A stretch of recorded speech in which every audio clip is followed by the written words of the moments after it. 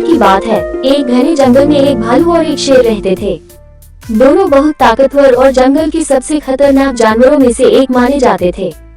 जंगल के बाकी जानवर उनसे बहुत डरते थे और उनके सामने कभी नहीं आते थे। एक दिन भालू और शेर दोनों को एक ही समय पर एक बड़े हिरन का पता चला।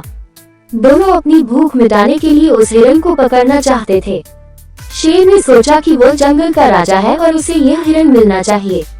वहीं भालू भी सोच रहा था कि उसकी मेहनत से उसने इस हिरन का पता लगाया, इसलिए उसे यह मिलना चाहिए। जब दोनों एक ही जगह पहुंचे, तो वे एक दूसरे को देखकर चौंक गए।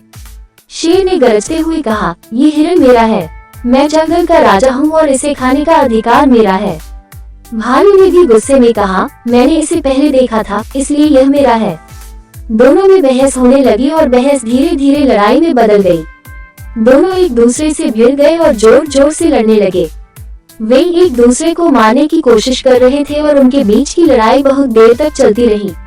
इतने में वह हिरन धीरे धीरे वहां से भाग गया और जंगल में गायब हो गया। जब शेर और भालू थक गए और उनकी लड़ाई बंद हुई, तब उन्होंने देखा कि हिरन वहां से गायब हो चुका था। उन्हें अपनी गलती का एहसास हुआ कि वे अपनी ही लड़ाई में इतने व्यस्त हो गए थे कि उन्होंने हिरन को भागने का मौका दे दिया।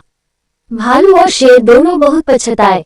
उन्होंने समझ लिया कि लड़ाई और अहंकार के कारण उन्होंने अपने भोजन को खो दिया। तभी से उन्होंने तय किया कि वे अब आपस में लड़ाई नहीं करेंगे और जंगल में शांति से रहेंगे।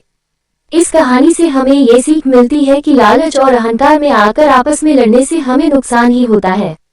अगर हम मिलजुल कर काम करें, तो हम ज्यादा सफलता प्राप्त कर सकते हैं।